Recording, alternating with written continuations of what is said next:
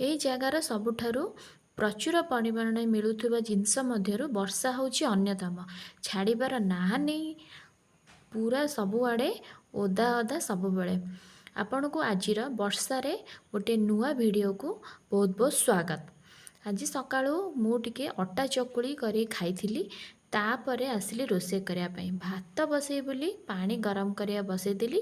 ଡାଲି ଧୋଇକି ହଳଦୀ ଲୁଣ ଟମାଟୋ କାଟିକି ତାକୁ ସିଟି ମାରିବା ପାଇଁ ଛାଡ଼ିଦେଲି। ଏପଟେ ପାଣି ଗରମ ହେଇଗଲା। 5 ମୁଠା ଚାଉଳ ମୁଁ ନେଇଛି, 2 ଜଣଙ୍କ ପାଇଁ ରୋଷେଇ ହେବ। ତାକୁ ଧୋଇକି ପାଣିରେ ଗରମ ପାଣିରେ ପକାଇଦେଲି। ଗରମ ପାଣିରେ ଚାଉଳ ତକ ପକାଇ ସାରିଲା ପରେ ଟିକେ ଲୁଣ ଦେଇ ତାକୁ ଗୋଳେଇ ଦେଇ ଫୁଟିବା ପାଇଁ ଛାଡ଼ିଦେଲି। ଭାତ ଆଉ ଡାଲି ସେପଟେ ଫୁଟିକି ହେଲା ଭିତରେ ମୁଁ ଆସିଲି ବନ୍ଧାକୋବି ତରକାରୀ କରିବା ପାଇଁ ବନ୍ଧାକୋବିକୁ କାଟିବାକୁ। ବନ୍ଧାକୋବିକୁ ପ୍ରଥମେ 2 ଫାଳ କଲି। ଛୁରୀଟା ମୋର ବହୁତ ଦାଢ଼ୁଆ ଆଉ ବଡ଼ ଛୁରୀଟା ଥିଲା।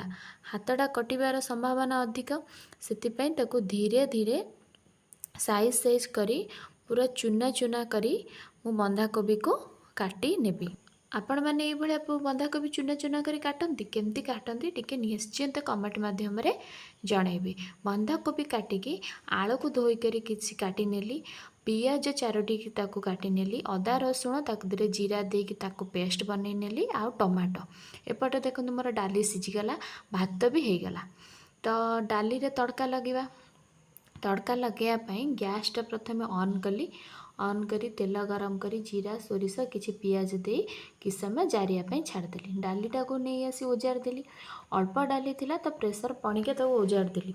ଡାଲି ଦେଖନ୍ତୁ ମୋର ଫୁଟିକି ତୟାର। ଗୋଟା ଜାଗାକୁ ତାକୁ କାଢ଼ି ନେଲି ଗିନାକୁ। ଡାଲି ହେଇଗଲା, ଭାତ ବି ହେଇଗଲା। ଏବେ ତରକାରୀ କରିବି। ତରକାରୀ କରିବା ପାଇଁ ଆଳୁ ଟିକେ ମୁଁ ଭାଜି ନେଲି। ତେଲରେ ଆଳୁ ଯେଉଁ ଚୋପା ଛଡ଼େଇ କରି କାଟିକି ମୁଁ ରଖିଥିଲି ତାକୁ ସବୁ ଜାଗା ଦେଇ ଟିକେ ଲାଲ ହେଲା ପର୍ଯ୍ୟନ୍ତ ମୁଁ ଭାଜି ନେଲି।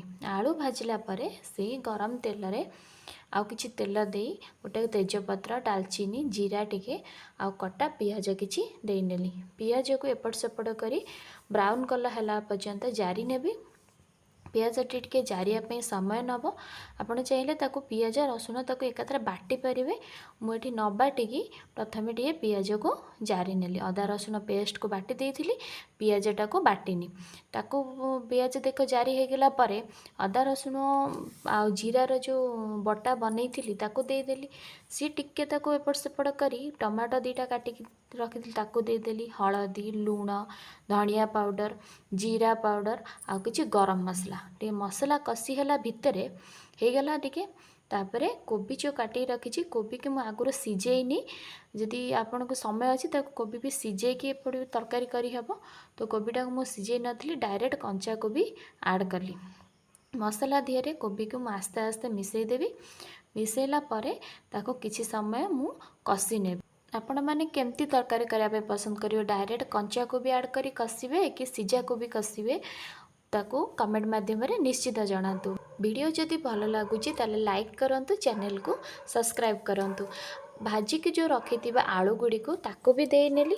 ତାକୁ ଟିକେ କୋବି ମସଲା ସାଙ୍ଗରେ କଷି ନେବା। ଆଳୁ ତ ଭଜା ହେଇଥିଲା ଆଗରୁ, ଡାଇରେକ୍ଟ କୋବି ସହିତ ଆଡ଼୍ କରିଥିଲେ ଆଳୁଟା ବେଶୀ ସିଝିଯିବ। ତେଣୁ ମୁଁ ପଛରେ ଆଳୁ ଆଡ଼୍ କଲି, ତା ଦେହରେ ପାଣି କିଛି ଦେଇ ତାକୁ ସିଝିବା ପାଇଁ ଛାଡ଼ିଦେଲି। ସେପଟରେ କୋବି ସିଝିବା ଭିତରେ ଏଠି ଅଣ୍ଡା ଆମଲେଟ୍ ପାଇଁ ଗୋଟେ ଗିନାରେ ମୁଁ ହଳଦୀ ଲୁଣ କିଛି ଜିରା ଆଉ କଟା ପିଆଜ କିଛି ନେଇ ତା ଦେହରେ ମୁଁ 2ଟି ଅଣ୍ଡାକୁ ବାଡ଼େଇ ନେବି। 2ଟି ଅଣ୍ଡାକୁ ମୁଁ ଫଟେଇ ଦେଇ ତାକୁ କିଛି ସମୟ ପାଇଁ ମୁଁ ଗୋଳେଇ ନେବି। ଅଣ୍ଡା ଯେତେ ସମୟ ଆପଣ ଫେଣ୍ଟିବେ ତ ଆମଲେଟ୍ଟା ଆପଣଙ୍କର ସେତେ ଫୁଲିବ ଆଉ ଭଲ ହେଇଥିବ। ଭଲ ହୁଏ କୁଆଡ଼େ, ସେଥିପାଇଁ ମୁଁ ତାକୁ ଦେଖନ୍ତୁ ଅଣ୍ଡାଟାକୁ ଭଲ ଭାବରେ ମେଲ୍ଟ ହେବା ପର୍ଯ୍ୟନ୍ତ ପ୍ରାୟ 10 ମିନିଟ୍ ତାକୁ ମୁଁ ଗୋଳେଇ ନେଇଥିଲି। ତାକୁ ଗୋଟେ ଜାଗାକୁ ରଖିକି ଦେଖନ୍ତୁ ଏଠି ମୋର କୋବିଟା ପୁରା ତରକାରୀ ପ୍ରାୟ ହେଇ ଆସିଲାଣି। ତାକୁ ଟିକେ ଢାଙ୍କୁଣି କାଢ଼ିକି ଆଳୁ ଗୁଡ଼ା ସିଝିଗଲାଣି। ତ ଅଳ୍ପ ଟିକେ ପାଣି ଥିଲା, ମୁଁ ତାକୁ ପାଣି ମାରିବା ପାଇଁ କିଛି ସମୟ କଷିଦେଲି। କୋବିଟାକୁ ହେଇଗଲା। ତାପରେ ତାୱା ଗରମ କରିନେଲି। ଅଣ୍ଡା ଆମଲେଟ୍କୁ ଢାଳିକି ଯେଉଁ ଅଣ୍ଡାକୁ ଫେଣ୍ଟିକି ରଖିଥିଲି ତାକୁ ଢାଳି ନେଲି। ତାକୁ କିଛି ସମୟ ପାଇଁ ହେବାକୁ ଛାଡ଼ିଦେବି। ସେ କଥା କ'ଣ କି ମଙ୍ଗଳାସ ଚାଲିଥିବାରୁ ମୁଁ ଆଇଁଷ ଖାଉନି, ତ ନହେଲେ ଗୋଟେ ପଟରେ ତରକାରୀ ସିଝିବା ପାଇଁ ବସେଇକି ଅଣ୍ଡା ଆମଲେଟ୍ ଏପଟରେ ହେଇପାରିଥାନ୍ତା।